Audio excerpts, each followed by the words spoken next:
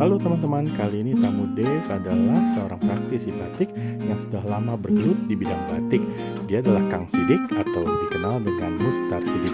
Buku beliau juga sangat bermanfaat dalam panduan membuat batik. Yuk kita dengarkan sedikit kisah-kisahnya.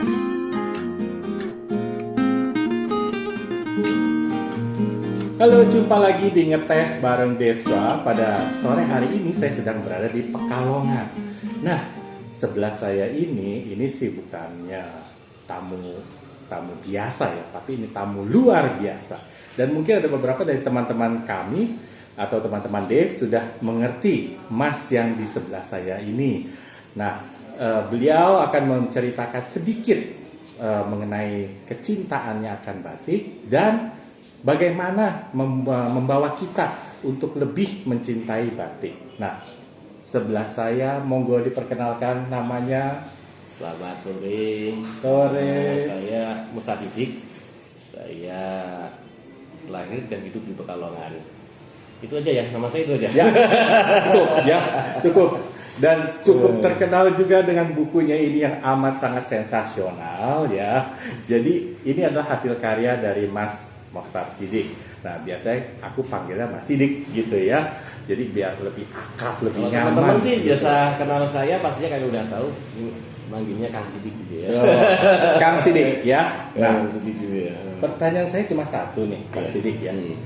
Bagaimana sih kita bisa lebih mencintai batik ya? Karena kalau kita mencintai batik itu secara tidak langsung kita akan memakai batik ya. Karena ya memang kita cinta. Nah, kalau kita memakai batik kan otomatis ya kita membeli batik tersebut begitu. Nah, monggo dari sudut pandang Mas Sidik. Saya jawabnya gimana nih teman-teman nih? Ini Mas Dep ini kurang ajar juga nih. Kurang ajar gimana coba? Orang disuruh cinta batik, ntar bini itu gimana? Kamu yang punya pacarnya cemburu juga kan? Cemburu sama batik nih ya. Cemburu sama batik nanti. Jadi ini ajakannya Mas Dep ini menyesatkan sebenarnya, tapi positif ya. Jadi gini Mas Dep, kita lahir di Indonesia tentunya ya. Kita hidup di kalangan adat dan tradisi Jawa. Ya, tentu kita tidak lepas dengan tradisi berpakaian. Betul. Ya, nah, kalau orang zaman dulu batik ini sebagai pakaian mewah, Mas. Betul. Banyak sekali orang yang kepingin batik itu harus jual sapi, ya, harus jual sawah dulu, baru mereka bisa memiliki batik. Nah, kita beruntung di zaman sekarang ini batik sangat murah ya, tidak terjangkau di zaman modern dan zaman makmur. Ya.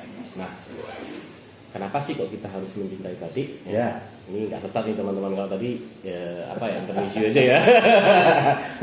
Jadi gini, kenapa kok kita harus mencintai batik? Batik adalah bagian dari budaya bangsa ya, identitas bangsa kita, dan satu-satunya identitas yang diakui oleh dunia adalah batik. Ya. Mungkin ada lain-lain ya selain batik seperti keris dan lain. Tapi kenapa kok harus batik? Pertama, batik itu sangat indah. Ya. Dan batik bukan hanya sekedar satu pakaian atau kain yang bermotif bunga atau binatang ya. Tapi batik itu banyak mengandung filosofi. Betul. Makanya saya mengajak teman-teman, cintailah produk Indonesia, terutama batik. Kalau bisa batik tulis teman-teman. Batik tulis ya. Tapi kalau nggak batik tulis, ya batik cap. Batik cap. Jangan printing.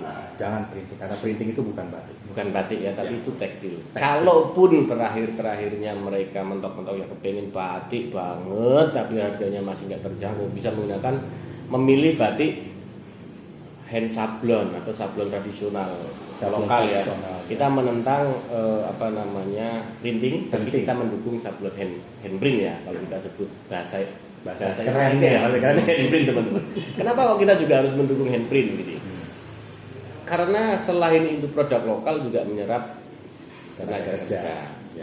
Nah, itu teman-teman 3 batik yang bisa dibeli. Kalau bisa tulis. Kalau nggak bisa cat, ya. Tapi ya kalau terpaksa boleh, tapi sablon lokal ya. Hand printing ini. Ya.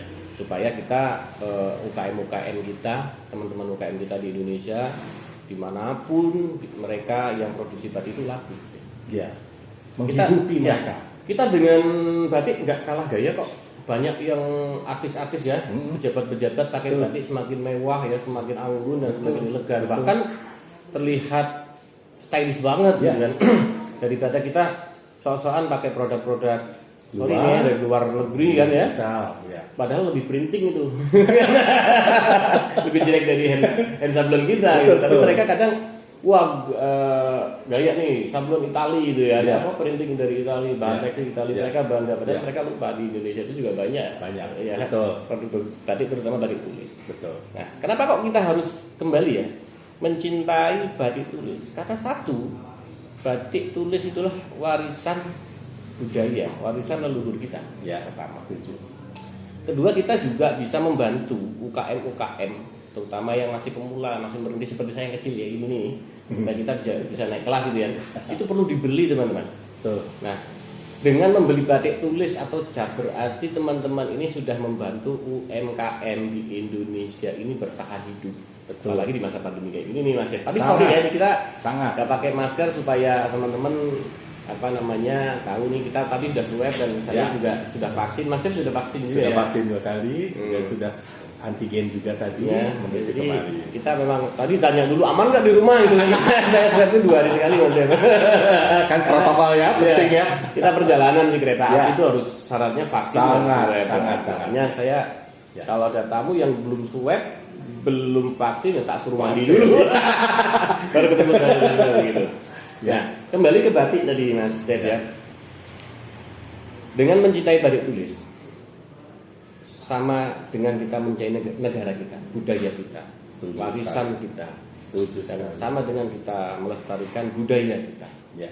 Karena apapun itu batik adalah bagian khas komunitas Indonesia, bukan komunitas Jawa saja ya. Bukan. Sekarang di setiap daerah ada batiknya, ada Ya. Palembang, Bengkulu, Lampung ya. Betul. Bahkan Kalimantan dan Papua punya identitas batik Betul. masing-masing. Jadi Nusantara nih yang Ya, melebar. batik Nusantara. Ya. Kalau dulu batik ya orang berpakaian batik itu ya Jawa, Jawa. gitu kan. Betul. Kalau Jogja Solo gitu. Ya.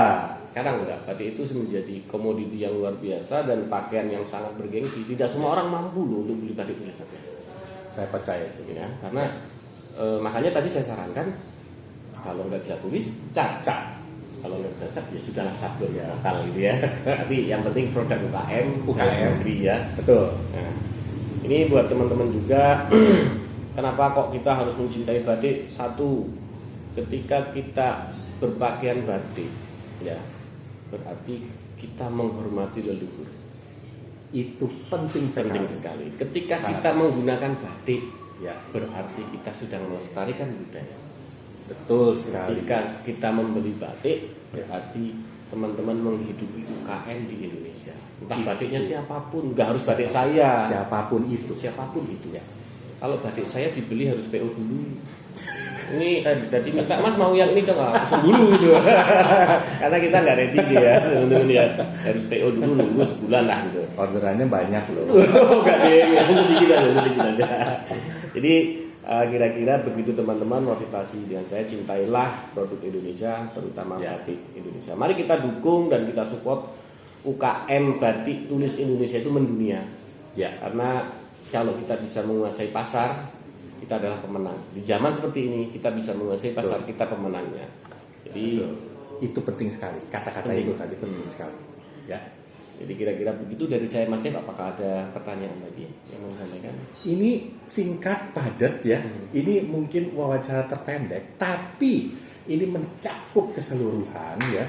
Di mana kita itu sangat concern, sangat peduli sekali terhadap UKM. Jadi yang tadi Kang Sidik katakan itu semua sudah mencakup di situ. Jadi semoga dengan pernyataan dari Kang Sidik ya membuat kita tuh semakin cinta akan batik ya.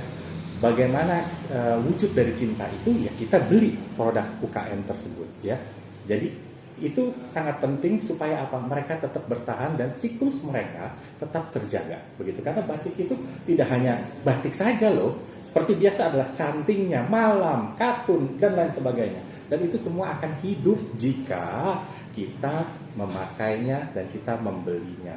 Dan bukan produk printing ya. Selalu yang saya tekankan adalah tidak produk printing, tapi produk batik.